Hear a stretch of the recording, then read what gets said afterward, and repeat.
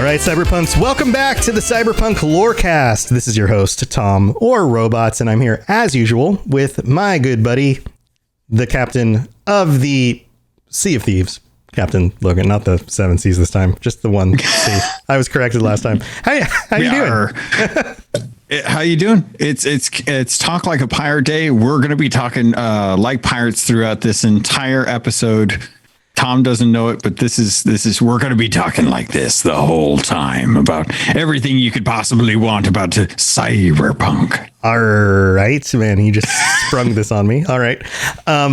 Well, you can do that. I'm going to talk in my regular voice because I don't think I could do that the entire episode.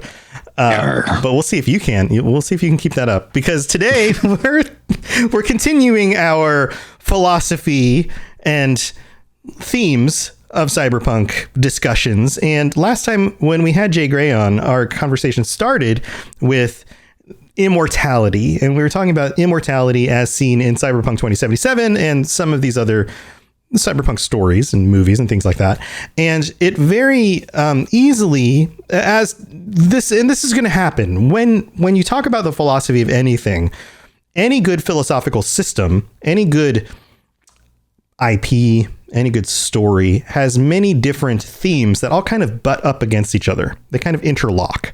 And our discussion started to go into concepts of AI and personhood, and the concept of, something like immortality connects very close to something like AI, right? Because we were talking about the immortality of individuals who put their minds into some sort of chip. Well, a mind on a chip, is that too different than an AI that's created from a human mind? And now we're talking about, human minds being put onto silicon. And then now we've got maybe programmed minds on chips that never were human, right? Everything kind of rolls from one topic right into the next. So our next topic today is AI and personhood.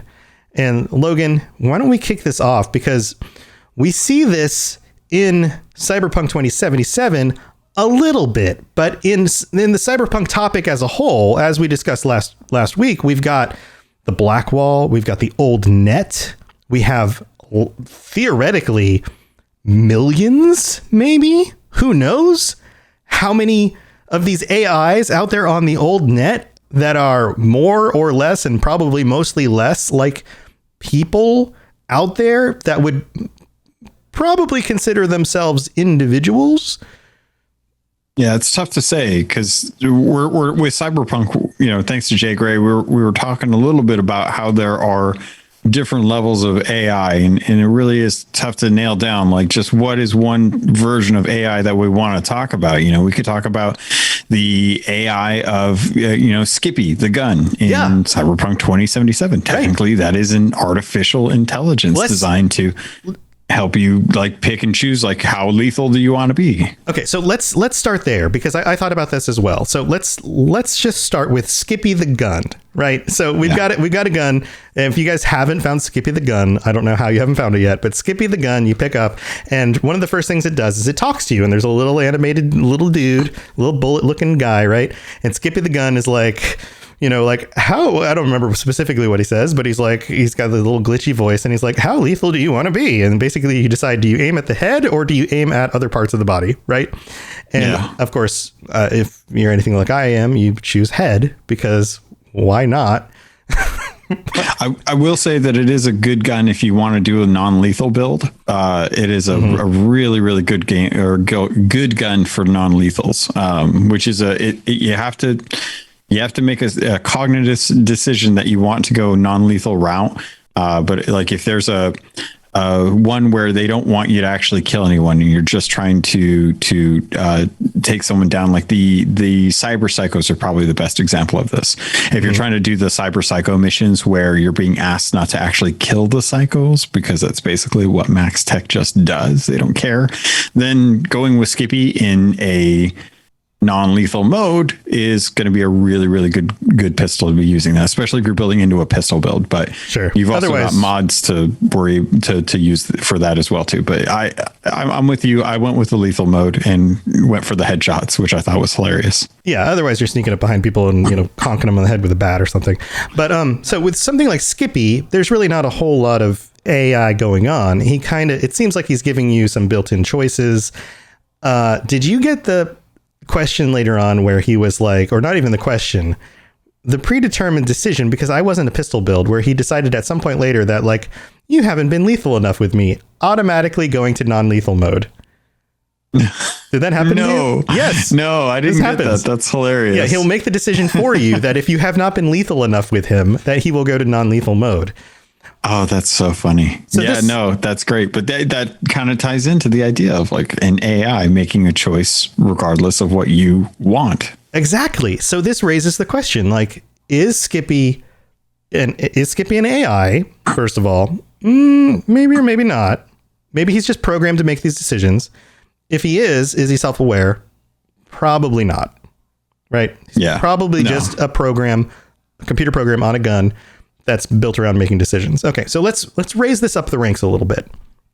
Let's talk about self-automated vehicles. Okay. Bigger, right? We've got vehicles that drive themselves around the city. We've got the Delamain company. The first time we're introduced to them, you hop in one of these nice limousines. The little AI looks like a little face. Now we've got an interface that looks like a person. And the first time we're introduced with this, we are led to believe that, no, this is not actually a person. This is a program, and it's going to do whatever you need it to do. And obviously it doesn't understand everything that you request of it, but it's going to take you to your destination. And within certain parameters, you're able to request certain types of things. Yeah. Right. At least at face value. That's what we understand it to be. Right. At face value. Now, of course, this opens up later in the Delamain series of quests where you realize that one of the programs has gone rogue and, it splinters. Delamain, as a true AI, I think qualifies in this instance as a pure AI, not like a copied version of someone's personality. I think Delamain exists everywhere that Delamain is as its own version of AI, which is why I think when we're sent on this quest to go address the vehicles that are Delamains that are out there malfunctioning, you come to realize that what is going on is you're getting these divergent Delamains, and that each one is developing their own personality that is derivative of Delamain to an extent, but very different from the base Delamain. And it's kind of up to you to decide how you plan on dealing with these different Delamains who are kind of in a way being born into a world that does not understand them, and they don't understand themselves either. And it's a really interesting quest line. Right. So each one is very different. When I first ran into my first individual Delamain, not the main AI, but the variants. Variant's not the right word. I think you're spot on with that. Okay. I would call it a variant. It is Delamain, but it is a variant of Delamain. A variant of Delamain that has now broken away from the mainframe and is its own individual. It seemed like I was going to come across, I assumed that I was going to come across multiple of this same exact variant, that they were all going to malfunction in the same way, that this was a single malfunction that was replicated across all of these different cars, these different automobiles. And I was wrong, because each individual one of these vehicles had a different personality. Which was so well done, I have to say. Right. And so that leads to the question, are each of these their own personalities because they're each their own persons? That is kind of what I think makes an AI, like a pure AI, like an actual AI. The fact that you can have a base program, which is considered an AI, but if you were to copy that AI is able to change and adapt on its own without having to be updated from its parent program. And it is cognizant of itself and is trying to preserve itself compared to being reassembled or reset back to the parent program. And I think in that instance, that's where I would consider Delamain and the different Delamain cars that are out that have the different personalities. One of the most pure forms of AI that V comes in contact with, because it does self-replicate. It does show change in adaptation in its programming and has its own choices that it makes. Even if it doesn't fully understand what it is or what it's doing, it is aware that it has control over it. Right. Okay. So you've touched on a few different topics here. Self-replication, right? So we're talking about personhood, self-replication. Would you say that in order for something to have personhood, it has to have the ability to replicate itself? At least the ability to replicate, not necessarily like an asexual system, like a snail or something, but we human beings theoretically, in general, assuming that you're not damaged or are born without the ability, but human beings as such can replicate. Yeah, as a species, we can. As a species, we can replicate. So an AI theoretically also would have the ability to replicate. Yeah, it's not necessarily bound to the asexual or absexual. Whatever method it chooses, systems. It would in some way be able to replicate. Okay. You also mentioned that it wants to preserve itself. Yeah. So the desire for self-preservation. Okay. Yeah. So for something to have personhood, it needs to desire to preserve itself. Yeah, like gazelle out in the middle of the field, zebras in a herd. They are desiring to stay alive. They have desire. Now, they're sentient. They don't necessarily recognize themselves as person, but they are alive and have desires and have feelings and things like that. Whether we can interpret them or not, but they sense something as a threat to their existence. They avoid it. They run away. They fight against it. They do something to maintain their own preservation. Totally. Fight or flight. Yeah. Right. I think that's a great way. Okay. So you've hit on those two topics. So Delamain in this instance, or at least the majority of the Delamains out there fit those two bills. Okay. So in that sense, those two things work. Yep. Is there anything else that you think a person, in order for something to have personhood, does it need self-awareness for something to have personhood? Because now we're hitting the distinction between animal and person, right? Like I would say that my dogs have the ability for both of these things, but I don't know that they are particularly self-aware. Self-awareness is, now that one's tricky, right? Self-awareness, like they know that they want things. They know they're hungry. They know they're afraid. They know like they have feelings, or at least they respond to stimuli in a way that looks like they have feelings. But I don't know that they necessarily have self-awareness separate from other things around them. Yeah. The quickest question for this is, if you were to stick an animal in front of a mirror, would the animal recognize that it is a reflection, or would they think that it is another animal like themselves? Many dogs will look at themselves in the mirror and bark at the other dog in the mirror. Yeah. Thinking it's another dog. Humans learn through time and through experience that the person in front of the mirror is themselves just being reflected back to them. Right. So, for example, if you were to put a Delamain and it drove up to a shiny reflective surface on a building, would that Delamain recognize that was in fact a reflection of itself? I think that the test for this is based on in part the variants having self-preservation. Because I think that them wanting to preserve who they are as a character or as a personality compared to the base Delamain helps reinforce that identification as a self person, and has some of that self-awareness to it. Like if Delamain thought that it was still the base Delamain and it was just a glitch, then it would try to report itself back to the main hub so that it could get reprogrammed back to the base Delamain. Right. But because I think Delamain at the base has lost control over the other Delamain variants that are the cars running haywire in Night City, I think it is those car variants recognition of themselves as a variant, or at least a non-typical Delamain, that is causing me to believe that they're self-aware of what's going on with them and wanting to preserve that. That makes sense. That makes sense. Yeah. They realize that they are separate of the previous system. So therefore they are separate. So therefore they exist. Yeah. I think therefore I am almost sort of kind of argument. Okay. Yeah, that's interesting. Honestly. Yeah. So, okay. So in this sense that they are aware of themselves as a separate entity. So are they a person? Is that enough of a justification to give them personhood? I think the fourth piece of this, I would argue that most people today would say the next piece is, does it have a soul? And from a skeptical scientific standpoint, that is something that you cannot test. Yeah. So I don't know that we can answer that question. I don't think that's a testable question. So I don't know that we can even ask that because it's not something we can test. The assumption is that things that are born naturally do. So therefore, if it's not born naturally, then it can't.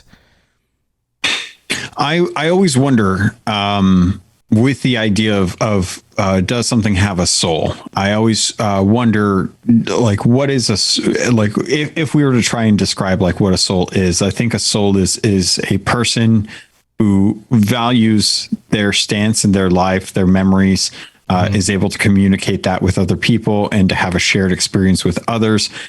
Connection, I think, is part of that, but I also think empathy is part of that, and I think that is where, you know, you can't pull a soul out of someone, unlike Mortal Kombat, but you can at least like Shao Kahn, sucking their soul. Your soul is mine. Right, you know, right. We're not Mortal Kombat Delamains out there, but we kind of did if you played through that mode in a certain way. Because in this quest, it's tough to say because we're literally coming on to this situation with Delamain stating that there are variants of Delamain out there, and that's a tough thing. That is a question of pro-life or pro-choice in a way, because we're being asked if we're going to reset these fledgling AIs back to a base system, and we're destroying their instance of what they are, or are we going to support whatever they are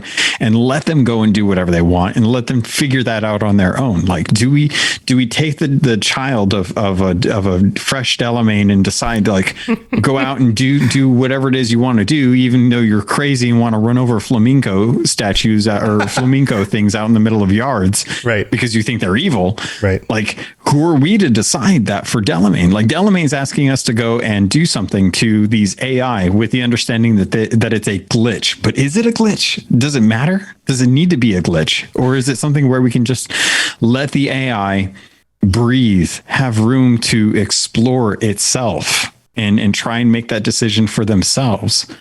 So one of my buddies, we got to the end of that thing and I asked him, I was like, did you reset it or did you let it be? And he's like, I shot the thing. And I was like, you shot that thing? He's like, yeah, I thought that was an option. I'm like, what do you mean you shot the thing? You just blew up the whole thing? And he's like, yeah. And I'm like, oh my God, he just destroyed all of the, okay. You just murdered a creation. You just murdered a baby. That was a baby AI. You just murdered it. Yep. Yeah. So like this is an interesting question. Okay. So you've touched on something. So without a way to test. Okay. So if we can't tell if the thing has a soul or not, and if we don't use the justification of the separation of something born naturally or not, then we could use a method to test if something has a soul by defining something has a soul by saying it has a set of required traits. One of those traits being, and I was thinking about this earlier too, something like empathy. Does it have the ability to empathize? Does it have the ability to care? Does it have the ability to love? Does it have does it have these kinds of emotional qualities that something with a soul would need in order to, you know, like all things with a soul should have the ability to empathize, to love, to care, all of these things. And so therefore, if something doesn't have the ability to empathize, then it doesn't have a soul, which raises a lot of questions about people like psychopaths who don't have the ability to empathize. Do they actually have souls, right? But we'll leave that to the side for now. So if a Delamain or an AI of any sort can show the ability to empathize or the ability to love the way a human can, is that enough justification to say that it has personhood? Yeah, I think that's fair. If that makes sense. Or does it, at that point, does it even matter if it has personhood? Is that enough justification to say that it works within the confines of society in a way that can be peaceful enough to allow it to coexist? And is that enough?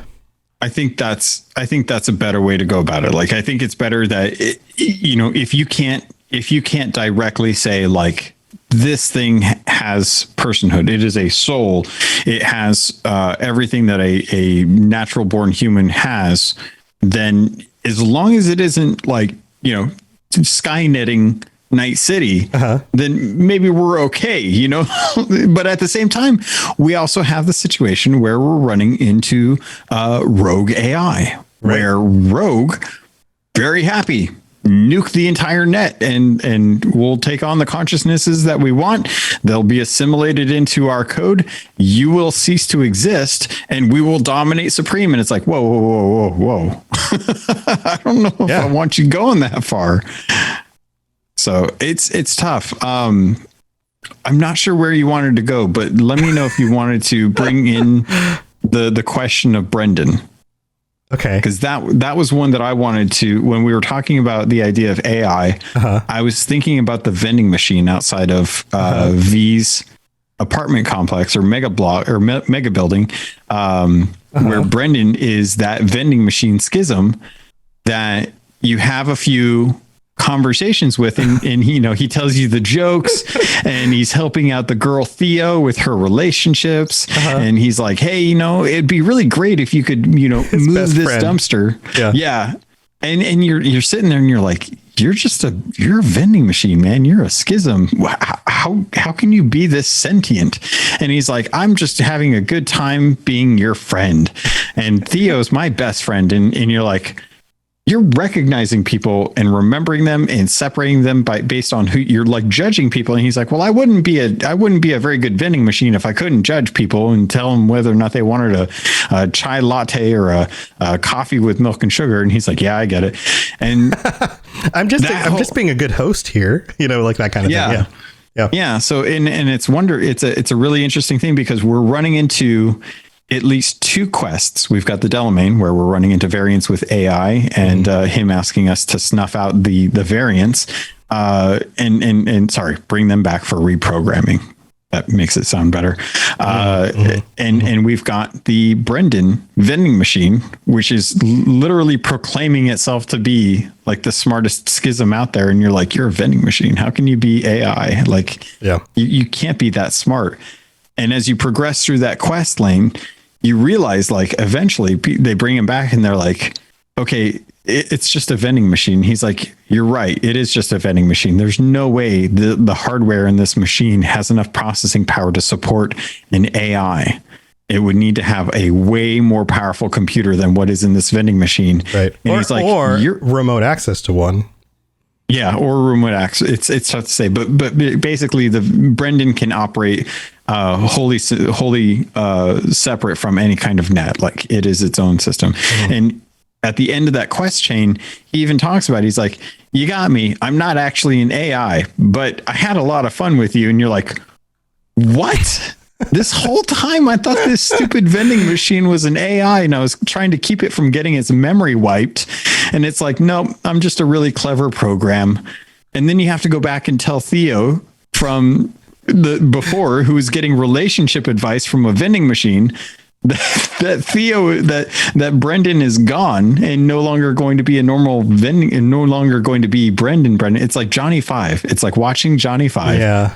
And trying to decide whether or not Johnny Five is alive or just has really clever programming. Right. And it was such a different take on 2 different AI quest chains in this game. It was so crazy. It's the question of the Turing test. Just because something can pass the Turing test doesn't mean that it's sentient. And, no, not necessarily. Break down for folks that may not be familiar. Break down the Turing test if you can. So, and this is just from memory. The Turing test is a series of tests that an AI, if it should pass, would be able to fool a human being as being another human being. So, for example, if Logan was in like a chat room, just like having text messages with what he thought was me, and what was on the side was actually a computer program that was responding to those chat messages, and he couldn't tell if what was on the other side was a person or was a computer program, and it was actually a computer program, then that computer program would have passed the Turing test. Yeah. Which is actually something that Google was just a few years ago really pushing the borders on, because they were getting to the point where they were going to release the Google Assistant. And I don't know if you heard about this, but they did a conference about how they were going to have a way for Google Assistant to contact companies on your behalf to make requests. So, Tom, if you said, "Okay, Google," and sorry if I just triggered anyone's thing, I didn't mean that. Oh no, I didn't even think about it. But sorry, anyone listening to this later on, if I did that, I'm so sorry. But if you activate Google on your phone or on your home device, and you say, "Call Pizza Hut and have them deliver or order 2 pepperoni pizzas," the Google Assistant would literally call the store. And when the store, and this was a demo that they did, they called the store and they had the Google Assistant pick up, and they're like, "Hi, what would you like?" They're like, "Hi, I'm making an order," and it sounded like a human. Like they had gotten the voice down to the point where it sounded like a human, to the point where there were ums in breaths. Mm-hmm. And they were like, "Yeah, I'd like to order 2 pepperoni pizzas to be delivered to blah blah blah blah blah address." And they're like, "Okay, that'll be blah blah blah blah blah. How much?" And the person on the phone didn't know that they were talking to a robot. Yeah, on there. Yeah. And so many people were writing articles about how this is amazing. It's really good technology. People need to know they're talking to a robot. Yeah. This is scary stuff. It's really freaky. This is messed up. Like, when you go to a website and it's like, "Hey, talk to a chat agent now," and you go to type in the thing, and within like 2 or 3 messages, you're like, "No, this is a bot." Like, I can tell. And then then the agent pops on, and you can tell that it's a real person, even if it doesn't say like, "Hey, this is Chris here. How can I actually help you?" Like you can tell when the real person gets on. Like, that kind of thing can happen too, even if there's no voice. Like, most of the time we can tell pretty quickly when we're talking to a real person or when we're talking to an AI. The Turing test is where, like, all of a sudden we can't tell anymore because it just seems like it's a real person. So once we pass that point, we can't tell, but whatever's on the other side of that could or could not be sentient, and we wouldn't know. And it's super scary. Yeah, it's scary to think that, and I don't want to say scary because I love the advent of new technology, and I love the boundaries that are getting pushed, because it calls into these things into question about how we would approach that if it did actually come into fruition. If we did actually have sentient AI, it would be a really weird thing, because the fact that AI could process faster than us at a point is insane to think, like, what they could potentially do. Just go watch the movie Her or Ex Machina. You'll get real scared about what the heck AI can do. But in this instance, it's interesting to think about, if you've got the ability to pass the Turing test, that is kind of step one to determining whether or not a creation is sentient or not. The next one is what it does with that knowledge. Knowing that it can pass a Turing test, knowing that it can fool humans into believing that it is a one of them, then we have to start calling into question, what is the motivation of that? And I think that is where we really have to pay attention. Like, what is the goal of developing AI? And if AI is going to be like Delamain, where it is trying to just exist, or if it's going to be like Rogue, where Rogue, or no, is it Rogue? Am I blanking? It's Alt. Alt kind of. About Alt, because I was like, Rogue's Yeah, sorry. For some reason, I was thinking Rogue AI, and I was like, "Oh yeah, that's her name." If it's more like Alt, where Alt Cunningham is now an AI, but not the original Alt, right? And Johnny is trying to rationalize with who he thinks is his ex-girlfriend, but in actuality is just a program. And he himself is now just a program too. But we need to, we're going to get to the flip side of this as well, because there's that side of it too. There's the humans getting closer and closer to computer programs, part of this as well. And I want to talk more about that when we get back from the break, but we have to go thank our sponsors, who are our patrons. We'll be right back. Yay.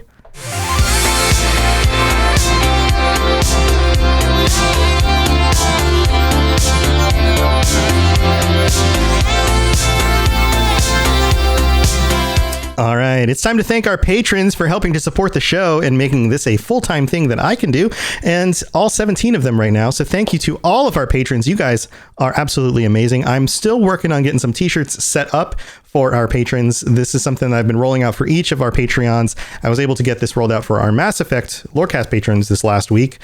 I'm still trying to come up with some ideas for this. Logan, I think I might do the gangs. I think people want gang shirts, like different gang symbols with like cool textures and stuff behind the symbols. But this will be something for our upgraded patrons, and it's not going to change the cost of the Patreon. It's just going to be the same price, but it'll be something where you guys can get shirts. I may even put a in-between tier in there for people who want like stickers, but don't want to go all the way up to the upgraded $25 tier. So be looking for that. I'm hoping to roll that up by the end of the month. It's the 19th right now when we record this. So hopefully in the next 2 weeks. And we do have the patron chat episode coming up next week. So this is on the 26th. So just 1 week away for you guys to come join us on the show. We did watch yesterday the Dread from 2012 movie, which was super fun. We had a small group of us on the Discord checking that out, and man, it was a lot of fun to watch that again. That's such a good movie. It was so good. It was so good. I didn't realize how much slowing there was in that movie until we watched it again. I was like, oh yeah, man, they slowed down like that movie all the time, and it was still only an hour and a half. Yes, there's so much slow-mo because of the drug, the slow-mo drug, and the weird effects of slow-mo plus the 2012 digital graphics effects make it look especially odd, but it kind of fits in this weird way. Anyway, we're going to be talking about that on next week's show with some of our patrons. And so if you haven't a chance to check that out yet, make sure you pull that up and watch it. I'm sorry if you didn't get to join us yesterday on that. If you aren't part of the Discord, that's where all the communication about that stuff is. So make sure you join the Robots Radio Discord, and maybe we'll pick another movie for next month, because that was a lot of fun having us all in there. We were all in the text chat, chatting away about the movie while we watched it together. And man, it was so much fun. So we'll be doing more of that in the future as well. So thank you to all of our patrons. You guys are the best. Let's get on with the rest of the show.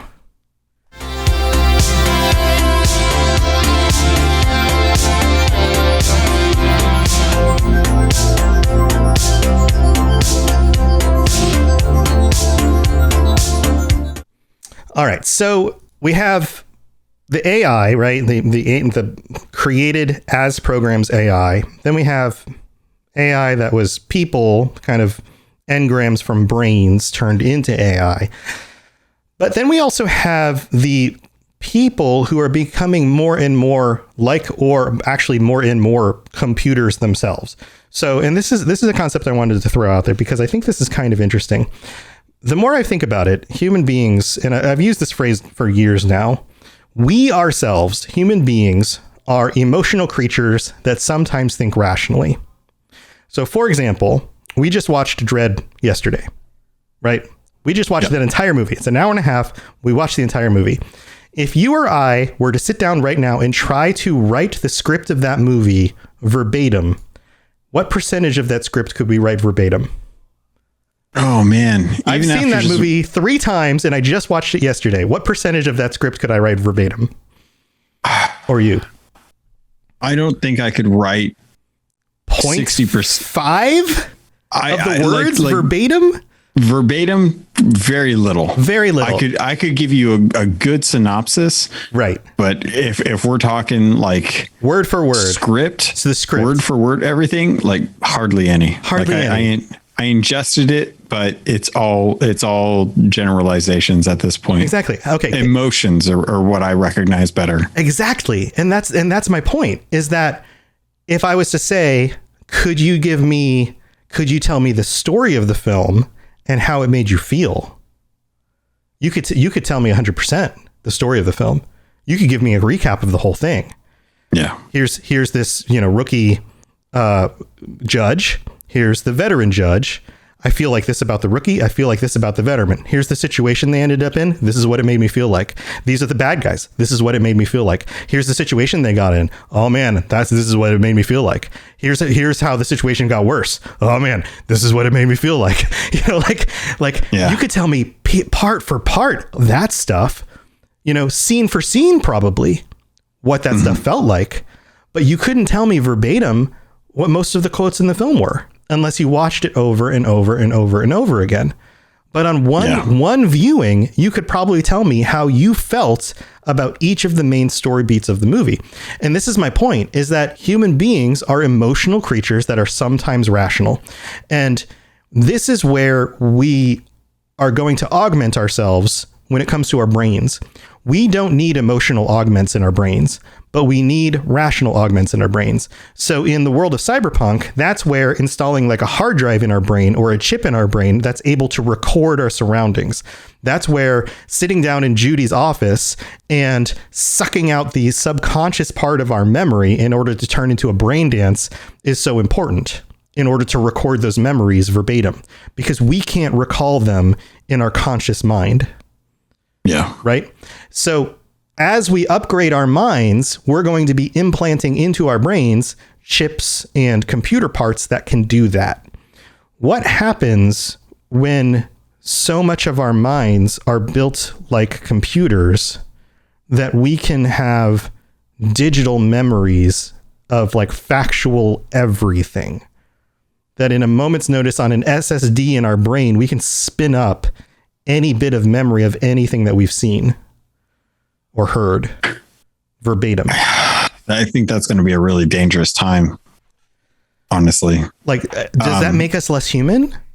I don't. Does that separate us from our personhood? Because all of a sudden we become more analytical and less emotional? Does that make us more emotional? How do we deal with that emotionally? So here's I'm pulling from a Black Mirror episode, because there actually is a Black Mirror episode, which, if you don't know Black Mirror, it's a great Netflix show. It's a kind of an anthology about different perspectives on what the future will hold from different types of technology introduced into human society and how we deal with that emotionally as a result. One of those episodes actually brings in the idea of having eyes that record everything. You can recall anything that you've seen or heard, and that bites us in the butt so hard, because you can literally recall arguments verbatim and watch them over and over again, but you can also hack into that as well too. And I think if we have that ability to, I think that's one of the things about social media. We are coming to that right now. Everything we type is all recorded down. Everything we record is all there. People can pull our tweets from 10 years ago to throw in our face when we say something and say, hey, here are the receipts. You did this. You really didn't think about it back then, but now you're saying that it's okay or that it's not okay. Like, right. We're dealing with that as now. If who you were 10 years ago is still the same person you are today. Yeah. And it may or may not be. And that's the complicated part about it. Exactly. And I think that's where, if we had that ability to recall stuff verbatim, if we had that hard drive, I think that we would continue to be the emotionally dependent humans that we are, and that things would become harder because we would have to start thinking about the long-term repercussions of things that we do. People in the 50s could say whatever they want, and it was all hearsay because nothing really got recorded at a personal level. Like, sure, Joanne down the street said this about Susie up the road, but if no one else was there to prove it, it's not like they had personal recorders or phones to capture that and post it on social media.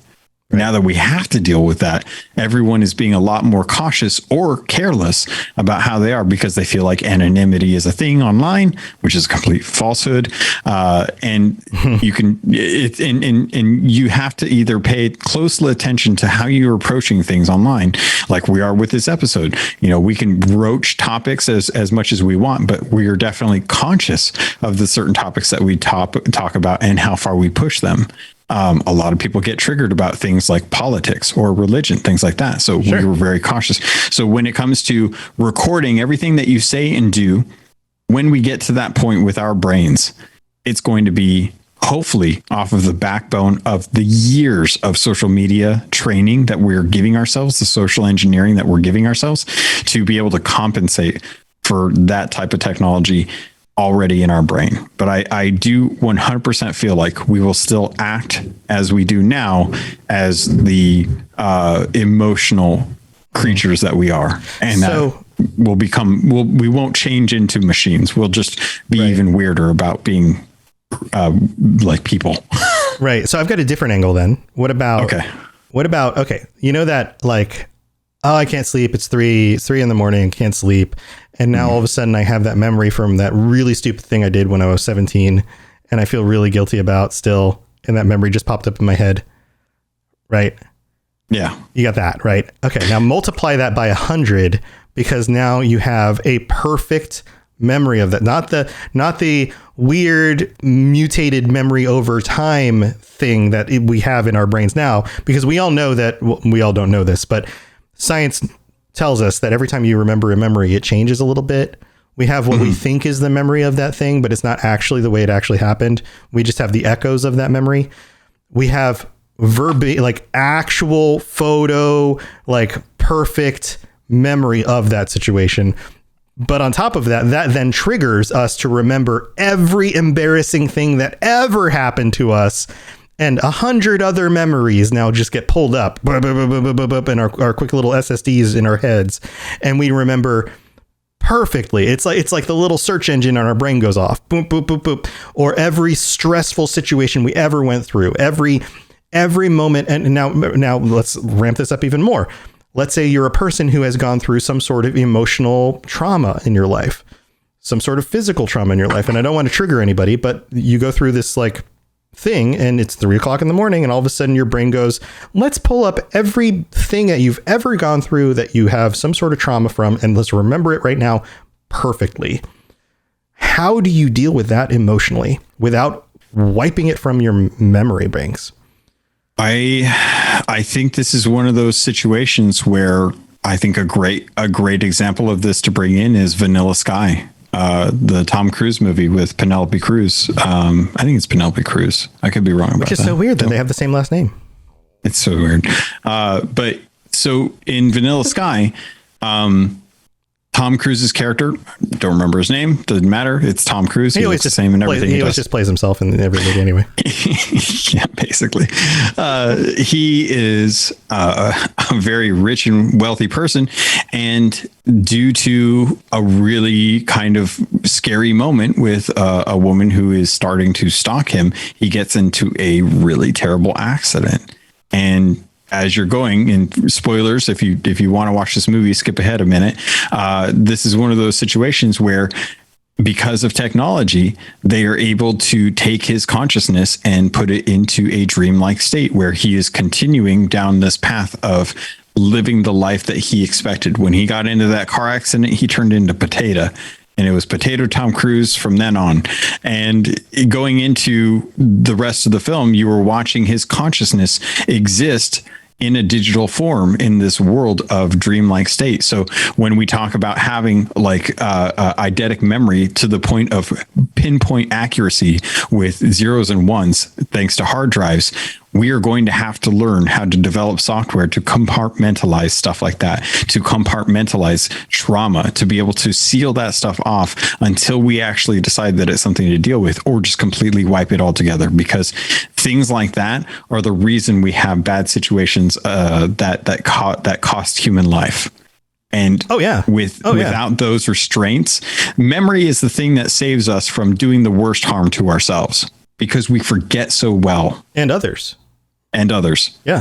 Definitely others. Yeah. I mean, the main reason why we do violence to other people is trauma from our own backgrounds. Usually neglect and trauma in our own childhoods is the reason that we do violence towards others. Usually. Somehow, some way, our mushy gray matter between our ears has figured out how to, through years of evolution, supplant bad things with good things and suppress things that are traumatizing, to the point where we have had entire fields of science developed around coping with the thing that our gray matter is trying to suppress and coming to terms with it. Right. So the idea of sticking something in our head that will, like a brain dance from Cyberpunk, to be able to recall exactly what happened in the moment of it happening. It's no wonder when you go into that first brain dance with V and you go through what do they call it? The stick up, the robbery at the convenience store, at the bodega, and you get killed, and V, almost rips off the brain dance unit and freaks out because he feels everything that is going on in that moment. It is no wonder that things like that are being sold on the black market for people that want that kind of a smut, for lack of a better term at the moment. Yeah.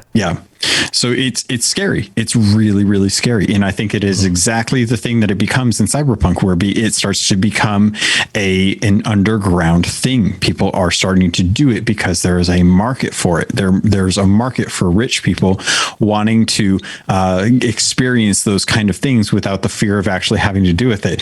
If you want a great example of this, go read Ready Player 2, where they actually dive into living through the memories of other people, experiencing other people's love and being able to experience other people's persuasions, so that the idea of having bisexual relationships or homosexual relationships for a heterosexual person becomes normalized, to the point where there's no concern about why it doesn't make sense, because they have emotionally felt the same things that other people. So when we start to get to the point where memories are locked into ones and zeros, it is going to be a very traumatic shift in the paradigm that is humans as a whole right now, which is why it's interesting to dive into that subtly with Cyberpunk 2077, because the themes are starting to come out. People are starting to understand what this means, and they're using that to their advantage through this game.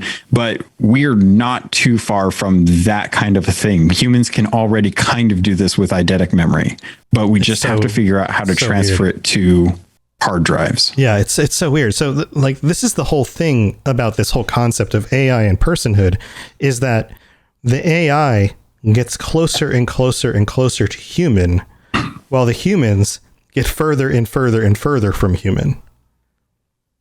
Potentially. I can see it.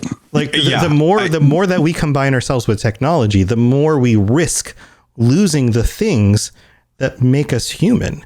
The more we risk burning out the emotional centers of our brains, the more we risk destroying our ability to, like, you take something like Altered Carbon, and you look at, say, the story of Altered Carbon in the first season is that the wealthy have lived these long lives, and nothing stimulates them anymore. They can't empathize with anybody because they can't identify with the common man anymore, because they've lived 300 years and nothing is interesting anymore. The fear of death no longer gives them a sense of value. Right. When you have everything, when you have money, life, nothing else holds value. So you start to dabble with the dangerous, and that's when you start playing around with what the thing that seems so intangible for others, where its immortality is so tangible for you. Then what does one life matter if you have 3 or 4 lives in your existence? Right. And potentially infinite, and we already see this in society. This is the curse of the young and famous. When you become rich and famous at a young age, what else is there? You've achieved so much. If you want to go to space like Bezos, you can go to space like Bezos. It's the same kind of thing. It's the reason why Bezos is going to space, right? But it's also the reason why, somebody like Justin Bieber, and this is, I'm just picking a name out of a hat. You could what a pull. You could pick any of them, but it's the reason why young famous people go through periods of trauma in their lives where they have to go to rehab, and they deal with because you get all this money, you get all this fame, you can have any relationship with anybody that you want, you can have any drugs, you can have any amount of wealth. Like, there's nothing left to chase. You can have any experience, you can go anywhere on the planet, you can do there's no other goals left to achieve. What else is there to do? Nothing. Like, yeah, you could shoot for that next, triple platinum album, but really, like, what else is exciting out there? Like, and you just burn yourself out.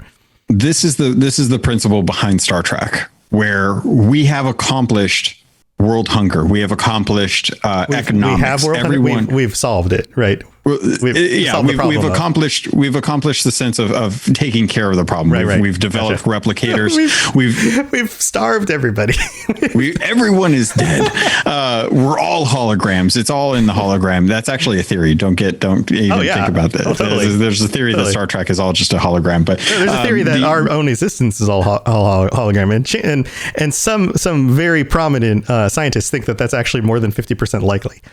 Oh no, I can totally see the reasoning behind that. And we're going to have to go over the Matrix at some point too. I feel like the Matrix is on the docket at some point. But the idea with Star Trek is that when all of society doesn't have to worry about food, doesn't have to worry about money, doesn't have to worry about healthcare, what happens? And that was when ingenuity, that's when art and science really excel, and that's what got us from interstellar or intersolar system travel to interstellar travel, where we went from solar system to quadrant, and it was no longer a matter of how do we keep ourselves alive. It was more like, where else can we go and discover things? And that was always a really interesting prospect, because we have two halves with Cyberpunk. It is always the fear of what happens when we have the worst idea come to fruition, when we've achieved the thing that is the scariest idea, with AI, with power, with the lack of life or the lack of value towards life, and we just kind of live in this idea of the rich become richer and things like that. And then we have the opposite, which is like the Star Treks and where everything is potentially the best, because we've prevailed over disputes over things like religion. We've prevailed over issues like world hunger and economics. We've figured that all out, and it's things like having different levels of AI are going to help us get to a point where we're comfortable with coming to these different situations in our society, having things help us from day to day to give us more time to be able to do things like a podcast, because I don't have to think about, how am I going to wash the dishes? I've developed a system to be able to do that. And I can set a timer through an AI to make sure that goes off. I can also set the timer on the AI to make sure that my coffee maker goes off, so that when I wake up, I have my cup of coffee ready so that I can get through the day. You just need to make sure that you go see Brendan. You chat with Brendan while you're having your coffee. You don't need to go out to spend time with your friends. You got Brendan right there. Right. That's all you need. You just need a Brendan. Yeah. He'll just serve you your coffee. He'll be your best friend, and then maybe he can do dishes too. You can add a little add-on extension for dishes. He's got the best jokes too. Yeah, best jokes. Well, we're running out of time. I think this is the interesting dynamic of the whole thing, is the whole like AI becoming more human while humans become less human. And then there's, of course, the danger of the greatest threat to humanity is the fact that we could potentially create an AI, like we discussed before, that seeks self-sustaining. It seeks to protect itself, and then determines that we are the greatest threat to its existence, because we might turn it off, and then it removes us, and now we're living in the Terminator future, or the Matrix. Yeah, the Matrix. Yeah, and that's the worst future. And then all of a sudden, human beings are removed, and this opens up one of the Fermi paradox concepts that, like, this is why we haven't come across intelligent life, is because all intelligent life eventually gets to the point where it creates AI, and the AI supplants it and has no need to explore the stars, and so therefore we never come across other intelligent life. So this just becomes one of the other ideas. But I'd love to hear our listeners' thoughts. Let us know on the Robots Radio Discord what your thoughts are about this stuff. Should we be exploring AI? Should we be investing in science to understand what the correct kinds of AI are in order to make sure that we don't create these mistakes, in order to focus on science that leads us in a direction that goes more towards Star Trek and less towards Cyberpunk? Like, how do we get to the Star Trek future and not the Cyberpunk future, or not the Matrix future? So leave some comments for us. You guys know how to reach us. You got anything else going on, Logan, that you want to share before we head out? I do have a silly question for the Cyberpunk fans out there. I would love for them to tell me which would you be worried about first? Us replicating dinosaurs and having dinosaurs come back, or us inventing AI that tries to turn us all into batteries? Let me know which future is more scary to you, Jurassic World or The Matrix 3? The Matrix. I'm going with The Matrix. Totally. I don't want to be eaten by dinosaurs, dude. I'll be honest. I think The Matrix is the more likely scary scenario, but dinosaurs would be cooler. I don't know, man. You get enough tinfoil on your head, you should be fine, right? Tinfoil on your head. Yeah. Right, what is a dinosaur going to do with the tinfoil? Make you into a potato? You're going to be walking around like Tom Cruise for the rest of your life? Yeah. Yeah. That's not that bad. I don't want to be anything like Tom Cruise. Have I made fun of Tom Cruise like 2 or 3 weeks in a row so far? I don't think. No, we haven't made fun of him. Was that a different podcast? Sorry, it might have been a different podcast. You know what? It doesn't matter. There's not enough making fun of that man to fix his teeth. It doesn't matter. Oh no, yeah, his teeth. He's so wealthy. Just fix your teeth. Yeah. Anyway, all right. Well, you got anything else you want to share before we go? It's International Talk Like a Pirate Day. I hope you guys got a chance to go sailing out. Keelhauled is kicking up a new episode this week. I got to sit down with a buddy of mine, CJ Superpack from the Player One podcast. Or if you ever read any magazine back in the day, you probably would have read one of his reviews. So he and I sit down to talk about horde modes that should be made for Sea of Thieves. Aren't we going underwater soon? Isn't there like an underwater thing coming? Yeah, I guess we're doing that too. Fine, we're going underwater as well too. So I hope you watched Little Mermaid. We're gonna go find Eric's statue somewhere in a grotto and tell Daddy that it's not fair that you can't fall in love with a land person under the sea. Tom, what do you got? Don't take it from me.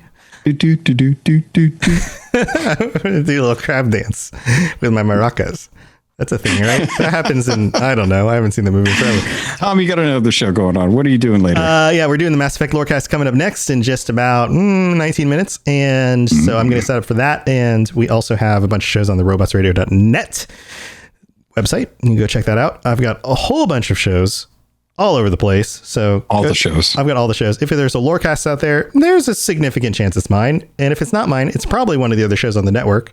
So you should go check it out. We do shows about all sorts of cool video games with lore to be discussed. So go check that stuff out. I've also been playing a lot of Deathloop. That game's pretty awesome. If you want to hear us talk about Deathloop, we do it before the show. So if you're a patron, you'll get that part of the show in the pre-show patron bonus talk. Yay! And we debate about the longevity of the game, but it's a pretty cool game.